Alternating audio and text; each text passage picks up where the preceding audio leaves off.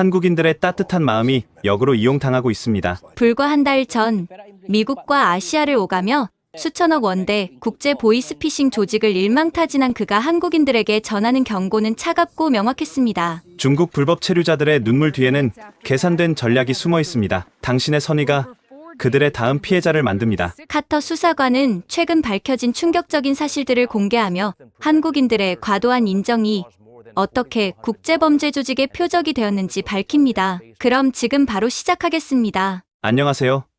미국 보스턴 경찰서 강력계의 제임스 카터 형사입니다. 제가 한국에 오게 된 이야기를 들려드리겠습니다. 그날은 평범한 화요일이었습니다. 늘 그렇듯 서류 더미에 파묻혀 있던 저에게 한 통의 전화가 걸려왔습니다. 발신자 화면에 어머니의 이름이 떴죠. 평소 같았으면 웃으며 받았을 텐데 그날따라 어머니의 목소리가 떨리고 있었습니다. 제임스, 내 돈이 모두 사라졌어. 70세의 어머니 앨리스는 흐느끼며 말했습니다. 평생 모은 저축이 다. 순간 제 머릿속이 하얗게 변했습니다. 14년 경력의 베테랑 수사관이지만 이 순간만큼은 어떤 살인 사건 현장보다 더 큰 충격을 느꼈습니다. 무슨 일이에요, 어머니?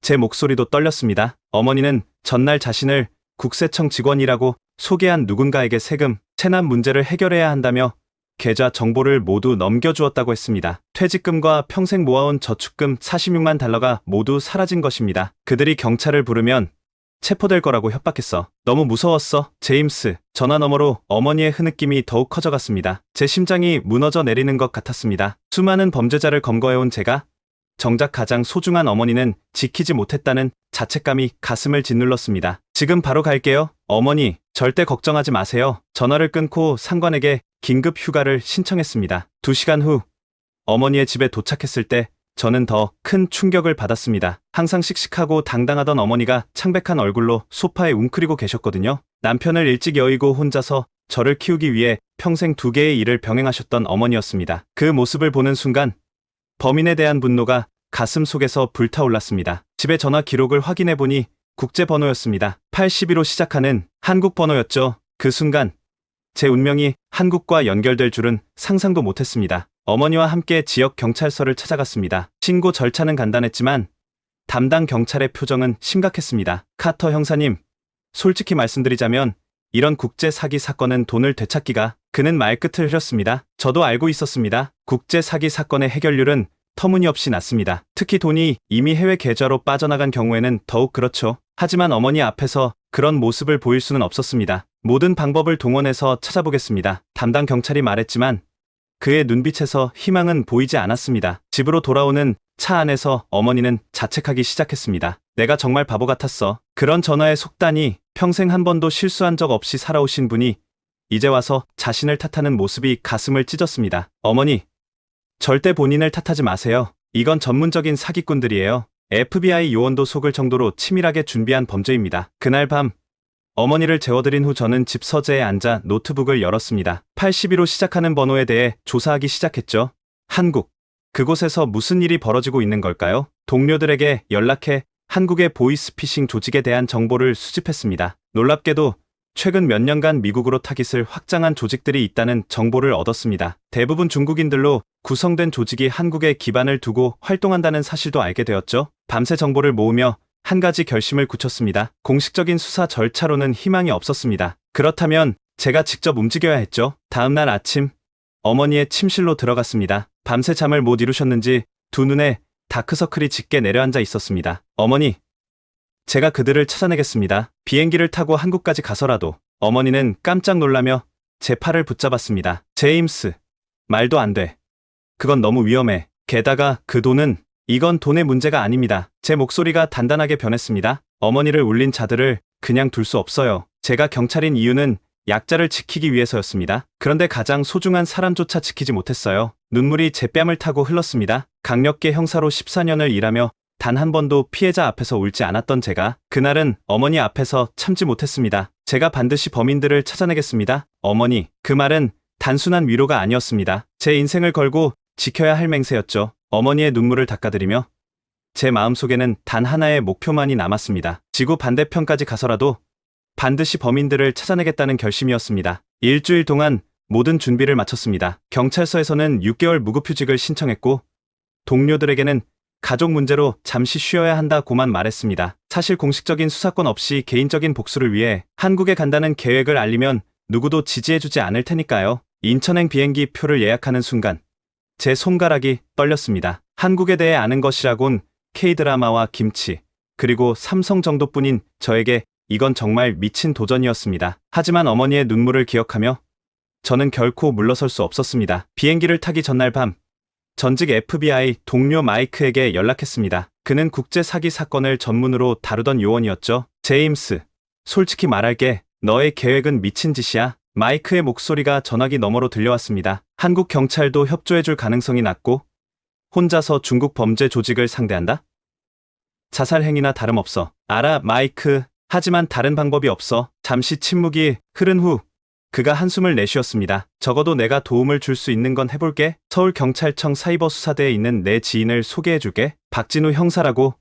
한국에서 보이스피싱 전문가야. 그 순간 작은 희망의 빛이 보였습니다. 마이크는 박진우 형사의 연락처와 함께 간단한 한국 사이버 범죄 현황 보고서도 보내주었습니다. 그 보고서는 충격적이었습니다. 한국은 세계에서 가장 발달된 인터넷 인프라를 가지고 있으면서도 역설적으로 사이버 범죄의 온상이 되고 있었습니다. 특히 중국 범죄 조직들이 한국의 발달된 통신망을 이용해 전 세계를 대상으로 사기 행각을 벌이고 있다는 사실이 적혀 있었죠. 핸드폰 번호만으로는 불가능할 거야. 더 많은 정보가 필요해. 마이크의 조언이 귓가에 맴돌았습니다. 다음날 아침, 어머니와 마지막 작별 인사를 나눴습니다. 꼭 조심해, 제임스. 내가 지금 무슨 일을 하는지 알고 있어. 하지만 돈보다 내가 더 소중하다는 걸 잊지 마. 어머니의 손을 꼭 잡으며 약속했습니다. 걱정 마세요. 전문가니까요. 곧 좋은 소식과 함께 돌아올게요. 비행기에 오르며 마음속 불안감이 커졌습니다. 영어도 통하지 않는 나라에서 범죄 조직을 찾아낸다는 것은 바늘을 건초더미에서 찾는 것보다 어려울지도 모릅니다. 하지만 제 가슴속에는 어머니의 눈물과 평생 일에 모은 돈을 잃은 절망감이 더 크게 자리 잡고 있었습니다. 어머니가 흘린 눈물의 대가를 치르게 해주겠습니다. 창밖으로 미국의 땅이 점점 멀어지는 것을 바라보며 저는 복수의 여정이 시작되었음을 느꼈습니다. 14시간의 비행 끝에 저를 기다리고 있을 미지의 세계, 그리고 그곳에서 펼쳐질 예상치 못한 사건들을 아직 알지 못한 채로 말입니다. 인천국제공항에 도착했을 때 첫 느낌은 압도적이었습니다. 거대한 유리창과 최첨단 시설들이 펼쳐진 공항은 마치 미래도시처럼 보였죠. 하지만 해외에서 범인을 찾는다는 막막함에 주변 풍경을 제대로 감상할 여유가 없었습니다. 출국장을 빠져나오자 카터 형사님이라고 쓰인 팻말을 든 남자가 보였습니다. 40대 초반으로 보이는 그는 깔끔한 정장 차림에 날카로운 눈매를 가지고 있었습니다. 제임스 카터 형사님이시죠? 박진우입니다. 마이크에게서 연락받았습니다. 박진우 형사의 영어는 완벽하지 않았지만 충분히 의사소통이 가능했습니다. 그는 제 짐을 받아들며 바로 주제로 들어갔습니다. 마이크에게 사건 개요는 들었습니다. 어머님께서 보이스피싱 피해를 당하셨군요. 정말 안타깝습니다. 택시로 이동하는 동안 박 형사는 한국의 보이스피싱 실태에 대해 설명해 주었습니다. 한국은 IT 강국이지만 그만큼 사이버 범죄도 발달했습니다. 특히 최근에는 중국인 불법 체류자들이 조직적으로 콜센터를 운영하는 경우가 많아요. 홍콩, 마카오까지 연결망이 있는 대규모 조직들이죠. 그의 말에 제 심장이 빨라졌습니다. 그럼 어머니 전화에 나온 82번호도 네.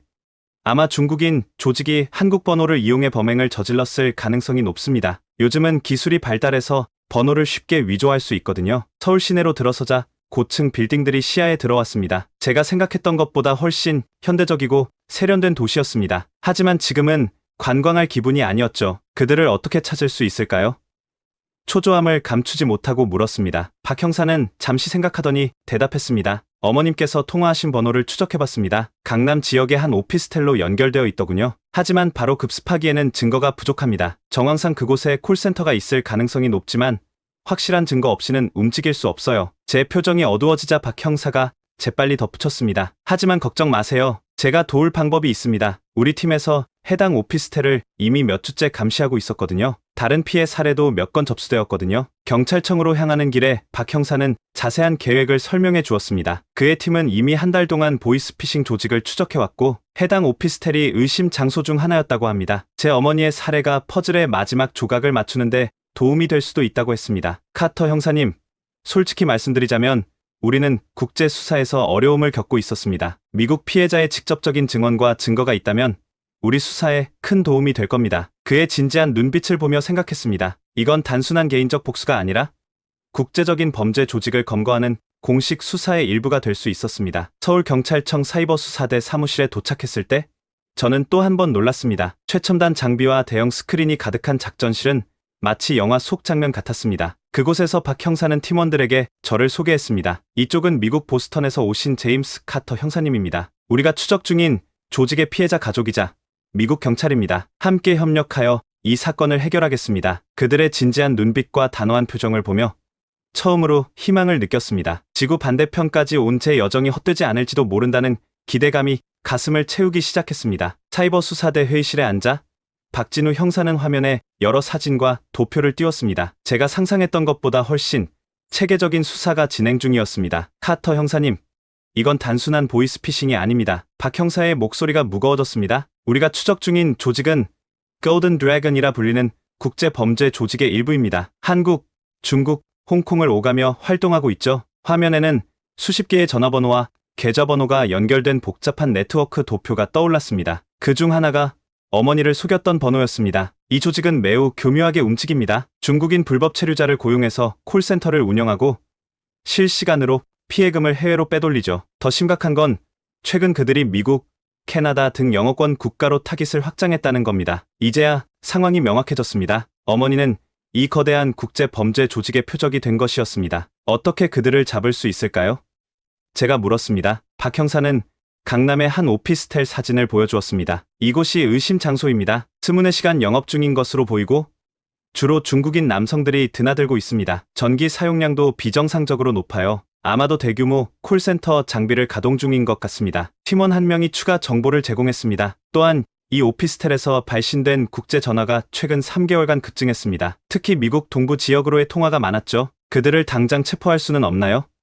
제가 초조하게 물었습니다. 박 형사가 고개를 저었습니다. 아직 확실한 증거가 부족합니다. 단순히 중국인들이 많이 모여 있다는 것만으로는 영장을 받을 수 없어요. 게다가 이 조직은 매우 경계가 심해서 의심스러운 기색만 보여도 즉시 장소를 옮기고 증거를 인멸합니다. 그의 말에 실망했지만 곧 그가 작전을 설명했습니다. 하지만 우리에게는 비밀 무기가 있습니다. 박 형사가 미소 지었습니다. 바로 카터 형사님이십니다. 우리는 미국인 관광객으로 위장한 형사님을 이용해 잠복 감시를 강화할 생각입니다. 그의 계획은 간단했습니다. 제가 오피스텔 근처 카페에서 길 잃은 관광객 역할을 하며 내부를 관찰하고 동시에 한국 경찰은 건물 주변을 감시하는 것이었습니다. 만약 우리 예상이 맞다면 곧 대규모 작전을 펼칠 수 있을 겁니다. 카터 형사님의 어머님 사례도 중요한 증거가 될 거고요. 그날 밤 박 형사가 마련해준 게스트하우스에서 잠을 청하려 했지만 쉽게 잠이 오지 않았습니다. 창밖으로 보이는 서울의 밤 풍경은 아름다웠지만 제 마음속에는 복수심과 불안감만이 가득했습니다. 어머니에게 전화를 걸었습니다. 어머니, 저 잘 도착했어요. 걱정 마세요. 여기 경찰들이 적극적으로 협조하고 있습니다. 어머니의 목소리가 조금 밝아진 것 같았습니다. 제임스, 너무 무리하지 마. 그냥 돌아와도 괜찮아. 아니에요, 어머니. 이건 단순히 우리 가족의 문제가 아닙니다. 수많은 사람들이 이 조직 때문에 고통받고 있어요. 제가 반드시 그들을 막겠습니다. 전화를 끊고 나서 창밖 서울의 밤하늘을 바라보았습니다. 내일부터는 본격적인 작전이 시작될 것입니다. 그리고 저는 어머니의 정의를 위해 그리고 다른 피해자들을 위해 최선을 다할 준비가 되어 있었습니다. 다음날 아침 박진우 형사와 함께 작전 회의를 진행했습니다. 강남 오피스텔 근처 카페에 앉아 미국인 관광객 역할을 하며 건물을 감시하는 것이 제 임무였습니다. 카터 형사님, 이것을 착용하세요. 박 형사가 평범해 보이는 안경을 건넸습니다. 초소형 카메라가 장착되어 있어요. 의심스러운 사람들을 보시면 그쪽을 보는 척하면 됩니다. 세련된 장비에 감탄하며 안경을 썼습니다. 한국 경찰의 기술력이 놀랍네요. IT 강국이라는 명성이 허명은 아니니까요. 박 형사가 웃으며 말했습니다. 단,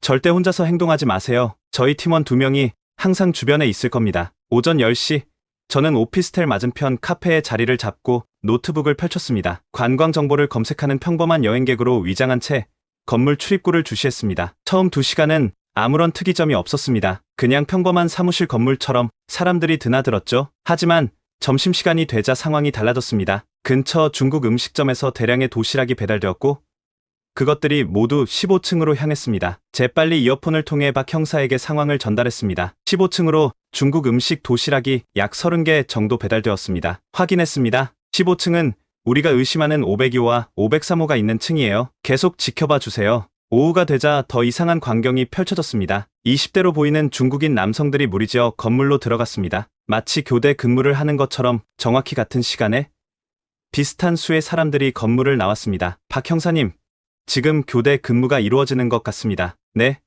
우리도 확인했습니다. 야간 근무조가 들어가고 있는 거죠. 24시간 운영되는 콜센터가 맞는 것 같습니다. 하루 종일 감시를 이어가던 중 갑자기 눈에 띄는 인물이 나타났습니다. 고급스러운 정장을 입은 50대 중국인 남성이 검은색 벤츠에서 내려 건물로 들어갔습니다. 그의 주변에는 경호원처럼 보이는 2명의 건장한 남성이 있었습니다. 박 형사님, 특이 인물이 나타났습니다. VIP로 보이는 중국인 남성인데 경호원도 있습니다. 정말요? 그럼 조직의 상부일 가능성이 높습니다. 사진 확보 부탁드립니다. 안경에 달린 카메라로 그 남성의 모습을 촬영했습니다. 뭔가 감이 왔습니다. 그가 보이스피싱 조직의 핵심 인물 중 하나일 거라는 직감이 들었죠. 저녁이 되어 어두워지자 카페에서 나와 주변을 산책하는 척하며 건물을 더 자세히 살펴보았습니다. 15층의 창문에서는 불빛이 환하게 비치고 있었고 실루엣을 통해 많은 사람들이 책상에 앉아 있는 모습이 보였습니다. 카터 형사님, 이제 그만 돌아오세요. 오늘은 충분한 정보를 얻었습니다. 박 형사의 지시에 따라 약속된 장소로 이동했습니다. 그곳에서 경찰밴에 탑승한 후 우리는 오늘의 감시 결과를 정리했습니다. 오늘 확인한 VIP는 왕 리앙이라는 인물일 가능성이 높습니다. 박 형사가 태블릿을 보여주었습니다. 중국 마카오 출신으로 도박 사기와 보이스피싱 조직을 운영한다는 정보가 있어요. 국제 수배 중인 인물이죠. 제 가슴이 빨라졌습니다. 어머니를 울린 범죄 조직의 두목을 직접 목격한 것일까요? 그가 정말 범인이라면 어떻게 체포할 수 있을까요? 지금까지의 정보로는 아직 부족합니다. 더 확실한 증거가 필요해요. 박 형사가 진지하게 말했습니다. 내일도 계속 감시를 진행하겠습니다. 23일 정도 더 관찰한 후 특수부대와 함께 작전을 펼칠 계획입니다. 그날 밤 게스트하우스로 돌아와 침대에 누웠지만 잠이 오지 않았습니다. 어머니의 돈을 빼앗아간 범인들이 저 가까이에 있다는 생각에 가슴이 뛰었습니다. 하지만 동시에 이 사건이 단순한 개인적 복수를 넘어선 더 큰 의미를 갖게 된 것 같았습니다. 창밖으로 서울의 밤 풍경을 바라보며 이 도시의 화려한 불빛 아래 숨겨진 어두운 그림자를 생각했습니다. 그리고 내일 저는 그 그림자를 쫓아 더 깊이 들어갈 준비가 되어 있었습니다. 다음 날 아침 작전은 더욱 본격화되었습니다. 박진우 형사는 24시간 감시 체제로 전환한다고 알려왔습니다. 카터 형사님, 오늘은 3교대로 감시를 강화할 예정입니다. 형사님은 오전 8시부터 오후 4시까지 첫 번째 조를 맡아주세요. 이번에는 카페가 아닌 맞은편 건물의 빈 사무실에서 망원경과 카메라로 감시하게 되었습니다. 더 안전하고 효율적인 방법이었죠.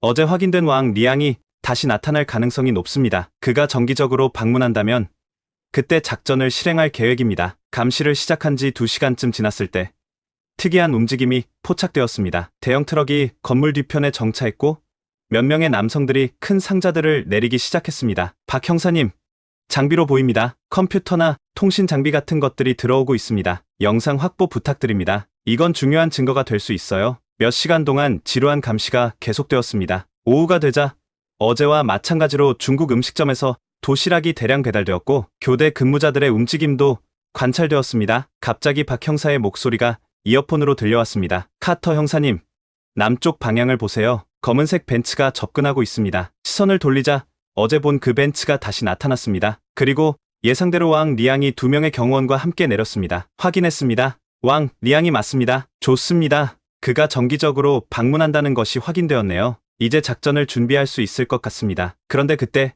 예상치 못한 상황이 발생했습니다. 왕 리앙 일행이 건물에 들어간 직후 갑자기 많은 사람들이 서둘러 건물을 빠져나오기 시작했습니다. 15층의 창문에서는 사람들이 서류와 장비를 치우는 듯한 움직임이 보였습니다. 박 형사님, 뭔가 이상합니다. 갑자기 철수하는 것 같습니다. 뭐라고요? 그들이 우리를 눈치챈 걸까요? 순간 긴장감이 감돌았습니다. 만약 그들이 도주한다면 모든 증거가 사라질 것입니다. 어떻게 해야 할까요? 제가 초조하게 물었습니다. 박 형사는 잠시 침묵했다가 결단력 있는 목소리로 말했습니다. 작전을 앞당기겠습니다. 특수부대에 즉시 출동 지시를 내리겠습니다. 카터 형사님은 그 자리에서 계속 상황을 관찰해주세요. 30분 후 검은 제복을 입은 특수부대원들이 조용히 건물을 둘러쌌습니다. 그들은 마치 유령처럼 신속하고 조용하게 움직였습니다. 작전 개시 5분 전입니다. 카터 형사님, 절대 건물에 접근하지 마세요. 위험할 수 있습니다. 심장이 격렬하게 뛰었습니다. 제 눈앞에서 국제 범죄 조직 검거 작전이 펼쳐지고 있었습니다. 그것도 어머니의 돈을 빼앗아간 바로 그 조직을 특수부대가 건물로 진입하는 순간 무전기에서 박 형사의 목소리가 들렸습니다. 모든 팀, 작전 개시. 창문을 통해 15층으로 들어가는 경찰들의 모습이 보였습니다. 그들이 문을 열고 들어가는 순간 제 심장은 거의 멈출 것 같았습니다. 경찰이다. 모두 엎드려. 멀리서도 외침 소리가 들렸습니다. 그리고 잠시 후 여러 명의 중국인들이 수갑이 채워진 채 건물 밖으로 나오기 시작했습니다. 이어폰에서 박 형사의 흥분된 목소리가 들렸습니다. 카터 형사님, 성공했습니다. 콜센터를 급습해 23명을 현행범으로 체포했습니다. 무엇보다 왕 리안까지 잡았어요. 그 순간 형언할 수 없는 카타르시스가 몸을 타고 흘렀습니다. 마침내 어머니의 원수를 잡았다는 안도감, 그리고 정의가 실현되는 순간을 목격했다는 감동이 밀려왔습니다. 감사합니다. 박 형사님, 목소리가 떨렸습니다. 정말 감사합니다. 카터 형사님의 도움이 없었다면 불가능했을 겁니다. 이제 현장으로 오세요. 증거 수집이 진행 중인데 형사님의 확인이 필요합니다. 건물로 향하는 동안 머릿속은 복잡한 감정으로 가득 찼습니다. 바다 건너 낯선 나라에서 어머니의 정의를 찾기 위한 제 여정이 드디어 결실을 맺은 것 같았습니다. 그리고 이제 범죄 조직의 두목왕 리안과 직접 마주할 시간이었습니다. 15층 사무실은 예상과는 완전히 달랐습니다. 문을 열고 들어서자 마치 소규모 콜센터 기업을 방문한 듯한 풍경이 펼쳐졌습니다. 30여 개의 컴퓨터 책상이 깔끔하게 배치되어 있었고 벽에는 미국 시간대별 시계와 영어 스크립트가 붙어 있었습니다. 이건 정말 놀랍네요. 저는 중얼거렸습니다. 박진우 형사가 제 옆으로 다가왔습니다. 보이스피싱 조직은 이제 완전한 기업 형태로 운영됩니다. 교육 매뉴얼, 시간표, 실적표까지 있죠. 보세요.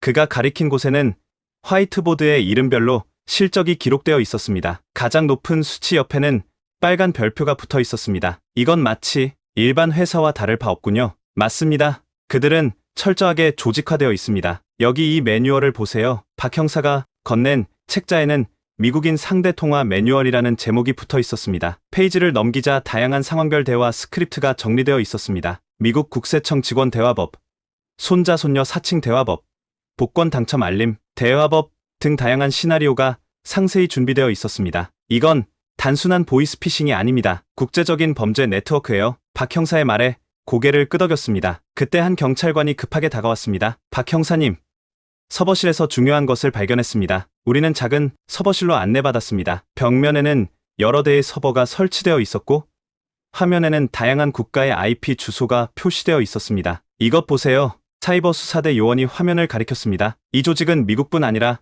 영국, 캐나다, 호주 등 영어권 국가 전체를 대상으로 활동했습니다. 그리고 가장 충격적인 건 사이버 수사관이 데이터베이스를 열자 수천 명의 피해자 명단이 나타났습니다. 이름, 주소, 전화번호, 가족관계까지 상세하게 정리되어 있었습니다. 이 정보들은 어디서 온 겁니까? 제가 물었습니다. 대부분은 구매한 개인정보입니다. 그리고 일부는 다른 해킹 조직에서 얻은 것으로 보입니다. 이들은 단순한 전화 사기꾼이 아니라 조직적인 국제 범죄 네트워크의 일부입니다. 그때 제 시선을 사로잡는 폴더가 하나 있었습니다. 미국 노인 리스트라는 이름의 폴더였습니다. 가슴이 철렁 내려앉았습니다. 이 폴더 열어봐 주세요. 폴더를 열자 65세 이상 미국 노인들의 명단이 나타났습니다. 그리고 그 중에 저는 익숙한 이름을 발견했습니다. 엘리자베스 카터. 제 목소리가 떨렸습니다.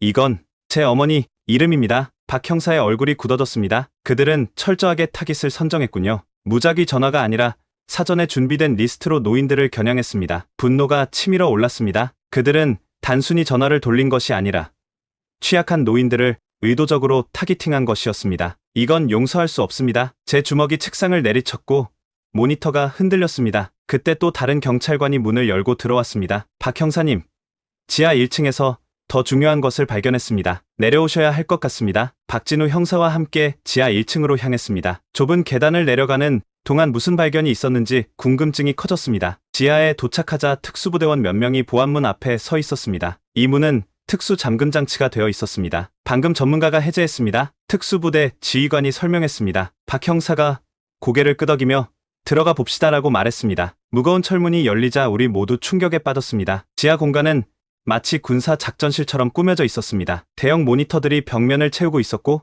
각 화면에는 세계 주요 도시들의 이름이 표시되어 있었습니다. 이건 단순한 보이스피싱 조직이 아닙니다. 박 형사가 낮은 목소리로 말했습니다. 국제적인 범죄 네트워크의 거점이에요. 뉴욕, 토론토, 시드니, 런던, 모니터마다 현지 시간과 함께 작전 현황이 표시되어 있었습니다. 그리고 가장 큰 화면에는 글로벌 수익 현황이라는 제목 아래 어마어마한 숫자가 표시되어 있었습니다.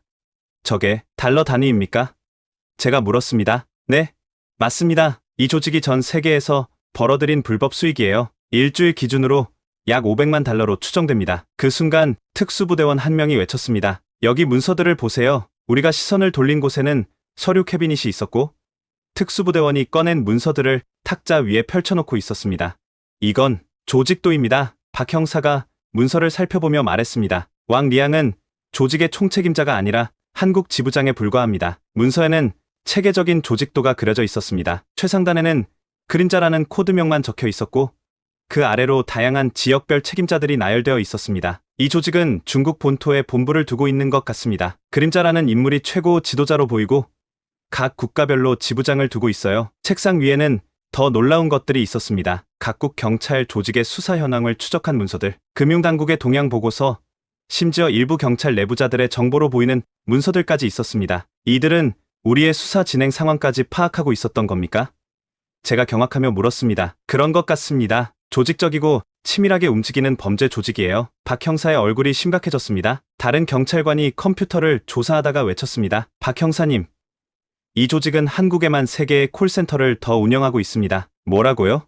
인천, 부산, 대전에 각각 한 곳씩 있습니다. 모두 비슷한 규모로 운영 중인 것 같습니다. 박 형사가 즉시 무전기를 들었습니다. 본부에 보고해 주세요. 인천, 부산, 대전에 있는 조직의 거점 주소를 확보했습니다. 즉시 동시 급습 작전을 준비해 주세요. 저는 눈앞에 펼쳐지는 상황이 너무 압도적이었습니다. 단순히 어머니의 피해 사건을 해결하러 왔다가 국제적인 범죄 조직의 검거 작전에 참여하게 된 것이었습니다. 지금까지 우리가 알고 있던 것보다 훨씬 더 큰 조직이군요. 제가 중얼거렸습니다. 박 형사가 고개를 끄덕였습니다. 카터 형사님, 이제 이 사건은 단순히 개인적인 복수가 아니라 국제적인 범죄와의 전쟁이 되었습니다. 그때 갑자기 경보음이 울리기 시작했습니다. 모니터들이 깜빡이더니 하나둘씩 화면이 꺼지기 시작했습니다. 뭐야?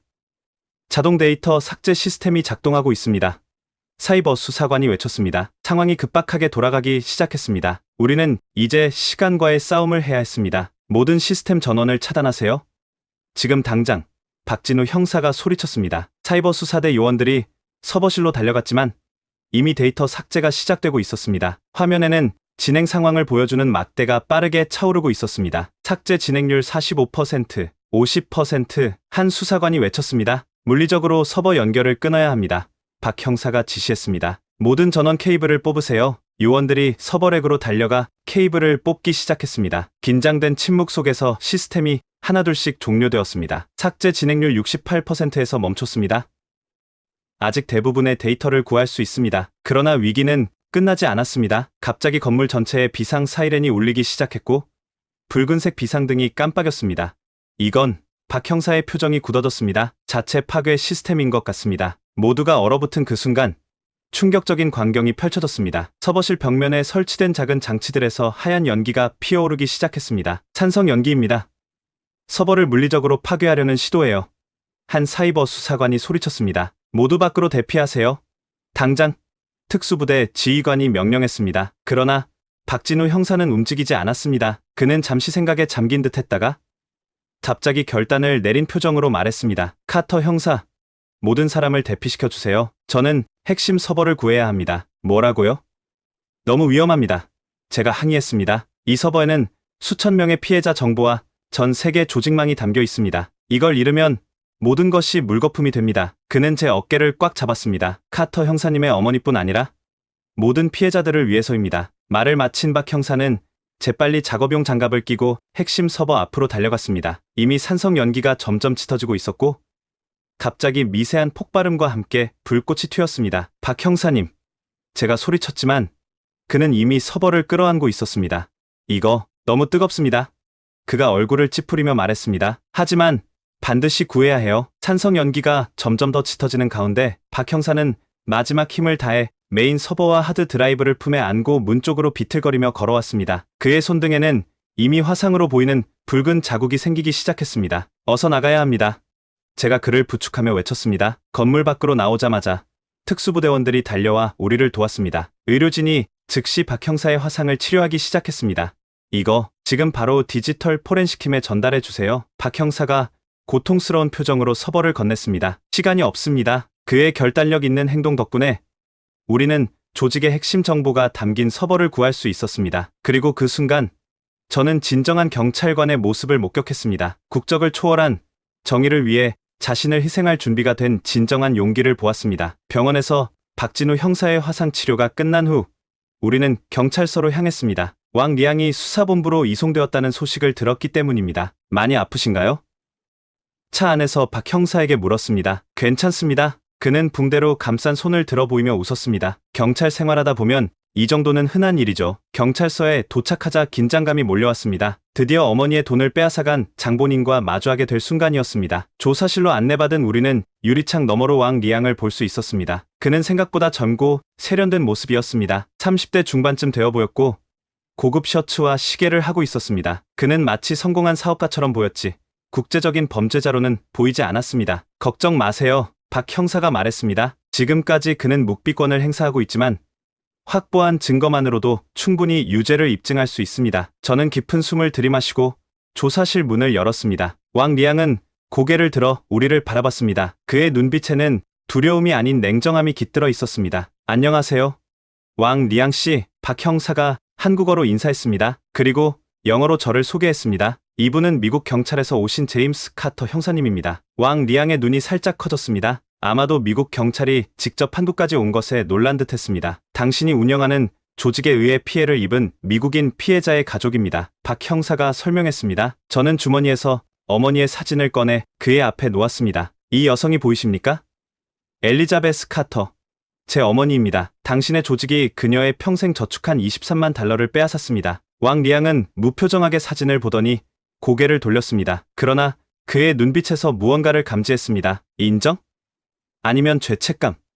확실치 않았습니다. 당신은 말하지 않아도 됩니다. 제가 계속했습니다. 우리는 이미 모든 증거를 확보했습니다. 당신과 당신의 조직이 전 세계 노인들을 대상으로 한 조직적인 범죄를 저질렀다는 증거를요. 그때 왕 리양이 마침내 입을 열었습니다. 그의 영어는 놀라울 정도로 유창했습니다. 형사님, 당신 어머니에 대해 유감입니다. 하지만 저는 그저 지시를 따른 것뿐입니다. 이 모든 것은 더 큰 그림의 일부일 뿐이죠. 그의 말에 등골이 오싹했습니다. 더 큰 그림이라니 도대체 무슨 뜻이었을까요? 더 큰 그림이라니 무슨 말입니까? 제가 책상을 손으로 짚으며 물었습니다. 왕 리양은 잠시 침묵했습니다. 그러더니 갑자기 웃음을 지었습니다. 그 웃음은 차갑고 계산적이었습니다. 당신들이 오늘 검거한 것은 빙산의 일각에 불과합니다. 카터 형사님, 그가 의자의 등을 기대며 말했습니다. 우리 조직은 지금 이 순간에도 전 세계 30개국에서 활동 중입니다. 박진우 형사가 메모를 하며 침착하게 질문했습니다. 누구를 위해 일하는 겁니까?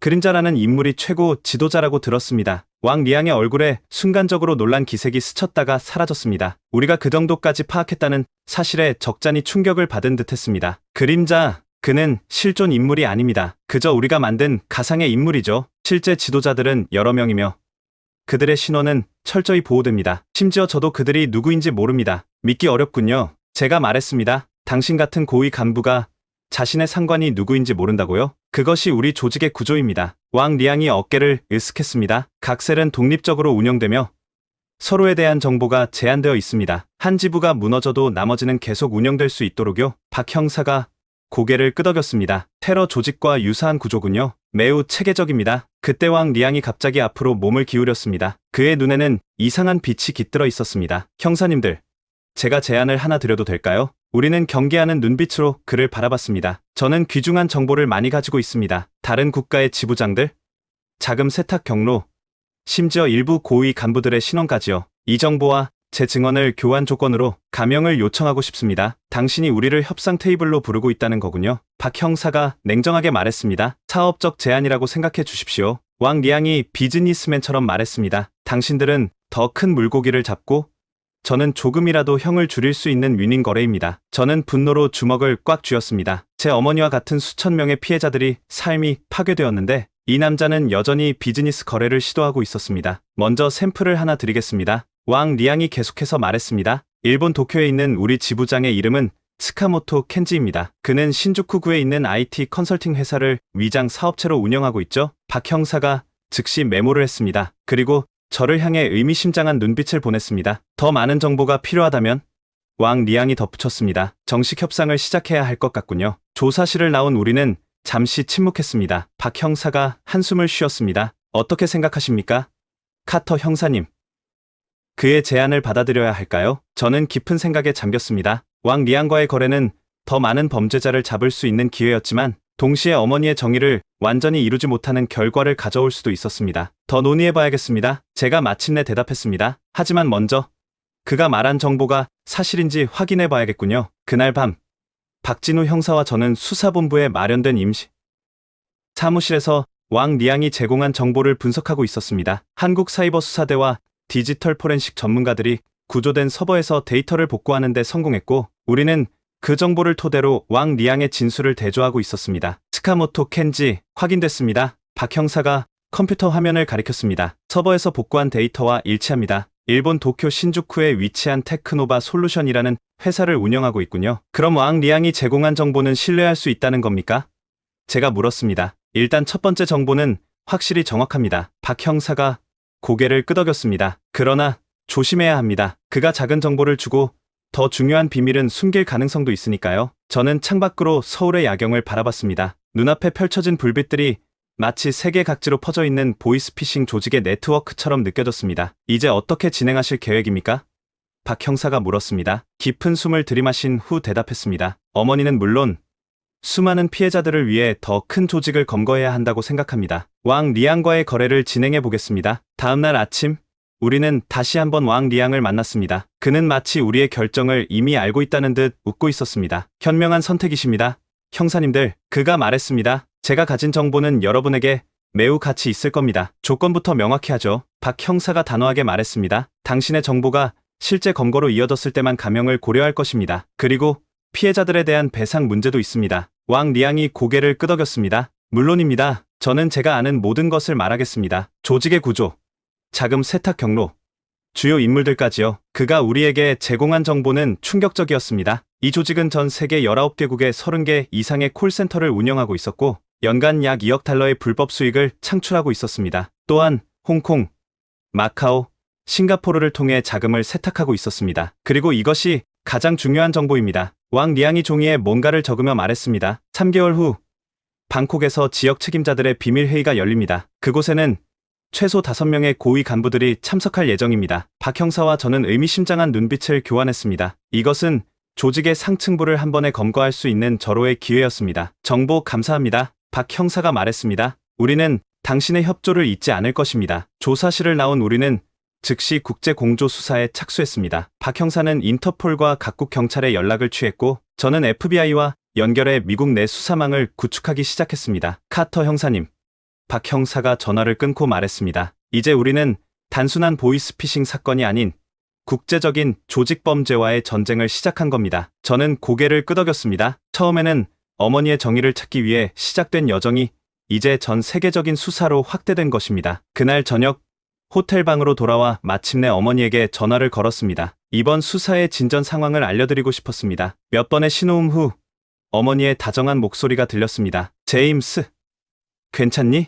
네, 어머니, 저 괜찮아요. 제 목소리가 살짝 떨렸습니다. 좋은 소식이 있어요. 어머니의 돈을 훔친 범인들을 찾았어요. 전화기 너머로 잠시 침묵이 이어졌습니다. 그리고 어머니의 목소리가 다시 들렸습니다. 정말이니? 오, 제임스. 네, 어머니. 그들은 국제적인 범죄 조직이었어요. 한국 경찰과 함께 주요 범인들을 체포했고 지금 더 큰 조직을 검거하기 위한 수사를 진행 중입니다. 그럼 내 돈은? 어머니가 조심스럽게 물었습니다. 이 부분에서 저는 잠시 망설였습니다. 완전히 돌려받지는 못할 수도 있어요. 하지만 최대한 많이 회수하기 위해 노력하고 있어요. 괜찮아, 제임스. 어머니의 목소리가 따뜻했습니다. 돈보다 더 중요한 건 내가 그 사람들을 막아서 다른 노인들이 같은 피해를 당하지 않게 된 거야. 그게 더 가치 있는 일이란다. 어머니의 말씀에 가슴이 뭉클해졌습니다. 언제나 그렇듯 어머니는 자신보다 타인을 먼저 생각하고 계셨습니다. 어머니, 제가 실망시켜 드린 것 같아 죄송해요. 처음에는 단순히 어머니의 돈을 찾으러 왔는데 이제는 더 큰 수사에 발을 들이게 됐어요. 아니란다, 제임스. 어머니가 단호하게 말씀하셨습니다. 내가 지금 하고 있는 일이 바로 내가 항상 내게 가르치려 했던 거야. 정의를 위해 싸우는 것, 그리고 나 하나보다 더 많은 사람들을 돕는 것. 네, 어머니. 제 눈가에 눈물이 맺혔습니다. 그런데 한국은 어떠니? 사람들은 친절하니? 어머니가 화제를 바꿨습니다. 저는 웃음을 지었습니다. 네. 정말 놀라울 정도로 친절하고 헌신적인 사람들이에요. 특히 함께 일하는 한국 형사는 정말 훌륭한 사람입니다. 그는 위험을 무릅쓰고 중요한 증거를 구했어요. 그 형사님에게 내 감사 인사를 전해주렴. 꼭 전할게요. 어머니, 통화를 마친 후 창밖으로 서울의 밤 풍경을 바라봤습니다. 어머니와의 대화는 항상 저에게 힘이 되었습니다. 이제 저는 단순히 개인적인 복수가 아닌 정의를 위한 더 큰 사명을 가지게 되었다는 것을 깨달았습니다. 다음날 아침, 박진우 형사와 저는 서울지방경찰청에서 열린 국제공조 화상회의에 참석했습니다. 화면 속에는 미국 FBI, 일본 경시청, 홍콩 경찰, 태국 경찰, 인터폴 관계자들이 모여 있었습니다. 지금부터 그림자 사냥 작전 브리핑을 시작하겠습니다. 인터폴 담당자가 회의를 주재했습니다. 한국과 미국 수사팀이 확보한 정보를 바탕으로 우리는 전 세계적인 보이스피싱 조직망을 타격할 계획입니다. 박 형사가 지금까지의 수사 결과를 공유했습니다. 왕 리앙에게서 얻은 정보,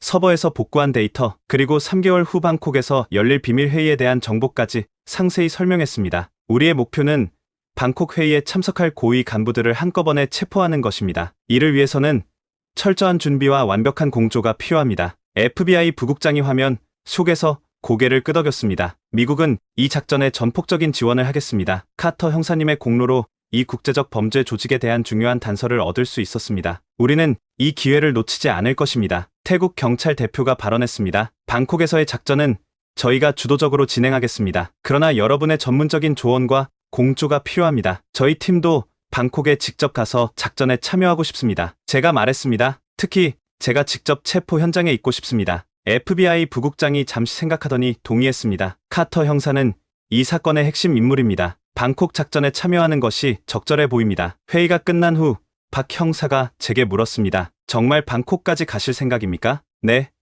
꼭 가야 합니다. 결연한 목소리로 대답했습니다. 이 사건의 시작부터 끝까지 함께해야 한다고 생각합니다. 어머니를 비롯한 모든 피해자들을 위해서요. 그럼 저도 함께 가겠습니다. 박 형사가 미소 지었습니다. 한국과 미국의 공조가 끝까지 이어져야 하니까요. 그렇게 우리는 방콕 작전을 위한 준비를 시작했습니다. 3개월이라는 시간이 주어졌지만 할 일은 산더미 같았습니다. 왕 리앙으로부터 추가 정보를 얻어내고 각국의 조직망을 분석하고 치밀한 작전 계획을 세워야 했습니다. 매일 밤 저는 노트북으로 어머니와 화상 통화를 했습니다. 어머니는 이제 제가 하는 일에 대해 자부심을 느끼고 계셨고 그것이 저에게는 큰 힘이 되었습니다. 제임스, 내가 자랑스럽구나. 어머니가 말씀하셨습니다. 너는 항상 옳은 일을 위해 싸우는 사람이었어. 어머니, 덕분이에요. 제가 대답했습니다. 어머니가 저를 그렇게 키우셨으니까요. 서울에서의 마지막 날, 박 형사는 제게 특별한 선물을 건넸습니다. 그것은 한국 전통 부적이었습니다. 이건 우리나라에서 여행자의 안전을 기원하는 부적입니다. 그가 설명했습니다. 방콕에서 우리 모두의 안전을 지켜줄 거예요. 저는 감사하게 받아들었습니다. 이제 우리는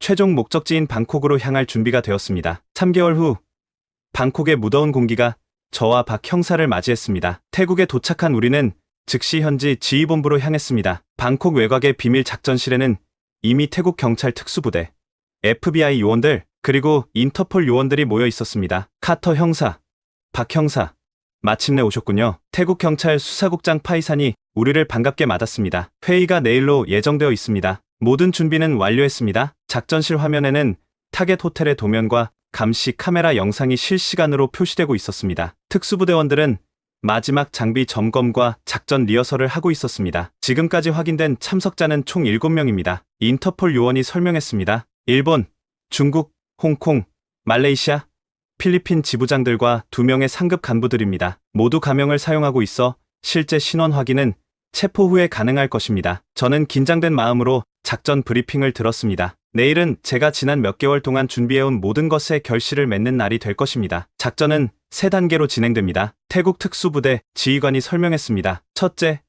모든 참석자가 회의실에 모일 때까지 기다립니다. 둘째, 호텔 전체를 봉쇄하고 모든 출구를 통제합니다. 셋째, 특수부대가 회의실에 진입해 참석자 전원을 체포합니다. 박 형사가 물었습니다. 우리의 역할은 무엇입니까? 두 분은 2차 진입팀과 함께 움직이게 됩니다. 지휘관이 대답했습니다. 특수부대가 상황을 통제한 후 현장에 들어가 용의자들을 식별하고 초기 신문을 도와주시면 됩니다. 그날 밤 저는 호텔 방에서 잠을 이루지 못했습니다. 창밖으로 방콕의 반짝이는 불빛을 바라보며 내일의 작전을 상상했습니다. 그리고 주머니에서 박 형사가 준 부적을 꺼내 손에 쥐었습니다. 다음날 아침, 우리는 작전 준비를 위해 일찍 지휘본부에 도착했습니다. 특수부대원들은 이미 호텔 주변에 위장 배치되어 있었고, 감시팀은 모든 출입자를 면밀히 관찰하고 있었습니다. 첫 번째 타겟이 도착했습니다. 통신기에서 목소리가 들렸습니다. 일본 지부장으로 추정되는 인물입니다. 시간이 흐르면서 하나둘씩 참석자들이 호텔에 도착했습니다. 드디어 마지막 참석자가 회의실에 들어갔다는 보고가 들어왔습니다. 모든 타겟 확인 완료, 작전 개시합니다. 그 순간 모든 것이 빠르게 진행됐습니다. 특수부대원들이 동시에 호텔의 모든 출입구를 봉쇄했고, 진입팀이 신속하게 지정된 층으로 이동했습니다. 진입팀 준비 완료. 321점. 통신기에서 폭발음과 함께 소리가 들렸습니다. 진입 완료. 상황 통제 중. 몇 분 후 우리는 2차 팀과 함께 엘리베이터를 타고 해당 층으로 올라갔습니다. 복도에는 이미 특수부대원들이 경계를 서고 있었고, 회의실 문은 열려 있었습니다. 안으로 들어서자 7명의 남성들이 바닥에 엎드려 있었고, 특수부대원들이 그들을 감시하고 있었습니다. 책상 위에는 노트북과 문서들이 흩어져 있었습니다. 카터 형사님, 드디어 해냈습니다. 박 형사가 제 어깨를 두드렸습니다. 저는 천천히 고개를 끄덕이며 용의자들을 둘러봤습니다. 그들의 얼굴에는 충격과 분노가 뒤섞여 있었습니다. 이들이 바로 수천 명의 노인들에게 고통을 안겨준 장본인들이었습니다. 네, 드디어 해냈네요. 가슴 속에서 안도감과 성취감이 밀려왔습니다. 체포된 용의자들은 태국 경찰의 호송하에 임시 수사본부로 이송되었습니다. 각국에서 파견된 수사관들이 자국 관련 용의자들을 신문하기 시작했고, 저와 박 형사는 총책임자로 추정되는 인물의 신문에 참여했습니다. 신문실에 앉아있는 남자는 50대 중반으로 보였고, 세련된 양복을 입고 있었습니다. 그는 놀랍도록 침착한 표정으로 우리를 바라보고 있었습니다. 이름이 뭡니까? 박 형사가 물었습니다. 저는 리우홍이라고 합니다. 하지만 그것이 제 진짜 이름인지는 여러분이 확인해 보셔야겠죠? 그가 냉소적으로 대답했습니다. 저는 테이블 위에 어머니의 사진을 올려놓았습니다. 당신의 조직은 이 여성을 포함해 수천 명의 노인들에게서 수백만 달러를 빼앗았습니다. 리우홍은 무표정하게 사진을 바라봤습니다. 비즈니스일 뿐입니다. 감정적으로 받아들이지 마십시오. 비즈니스? 제 목소리가 높아졌습니다. 사람들의 평생 저축을 빼앗는 것이 비즈니스입니까? 그는 어깨를 으쓱했습니다. 세상은 약육강식입니다. 당신들이 우리를 잡았으니 이번에는 당신들의 승리겠죠. 그의 무심한 태도에 분노가 치밀어 올랐지만 박 형사가 제 팔을 살짝 잡아 진정시켰습니다. 리우 씨, 이번 체포로 당신들의 조직은 큰 타격을 입었습니다. 하지만 우리는 아직 실체를 모르는 더 높은 곳에 인물들이 있다는 것을 알고 있습니다. 협조한다면 당신에게도 도움이 될 수 있습니다. 리우 홍이 미소를 지었습니다. 저보다 위에 있는 사람들이요? 그들은 손댈 수 없는 존재들입니다. 여러분이 오늘 체포한 사람들이 최고 간부라고 생각하신다면 큰 오산입니다. 신문은 몇 시간 동안 계속되었지만 그는 더 이상의 핵심 정보를 제공하지 않았습니다. 하지만 체포된 다른 간부들의 자백과 압수된 자료를 통해 우리는 19개국에 걸친 범죄 조직의 전체 네트워크를 파악할 수 있었습니다. 일주일 후 방콕 공항에서 미국으로 돌아가기 전 박 형사가 저를 배웅했습니다. 카터 형사님, 이번 작전은 대성공이었습니다. 지금까지 확인된 것만 해도 12개국에서 동시다발적인 체포가 이루어졌고 130명 이상의 조직원들이 검거되었습니다. 그리고 피해자들의 돈은요?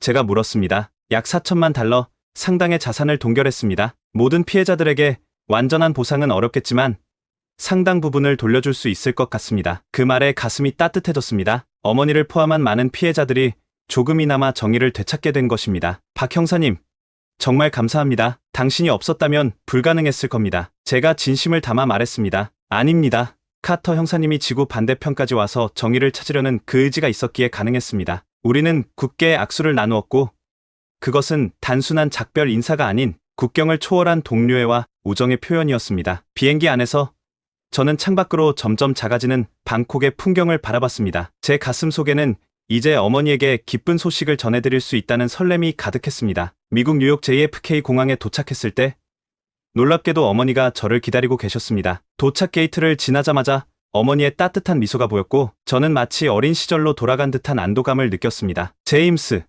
여기야. 어머니가 손을 흔들었습니다. 저는 어머니를 꼭 안았습니다. 어머니, 어떻게 오셨어요? 제가 모시러 갈 생각이었는데 FBI 사람들이 전화해서 내가 오늘 도착한다고 알려주더구나. 그래서 깜짝 놀래주고 싶었어. 어머니가 환하게 웃으셨습니다. 집으로 가는 차 안에서 저는 어머니에게 모든 이야기를 들려드렸습니다. 한국에서의 수사, 박진우 형사와의 만남, 방콕에서의 작전까지 모든 과정을 상세히 설명했습니다. 그래서 내 돈은 일부 되찾을 수 있을 것 같다는 거니? 어머니가 물으셨습니다. 네.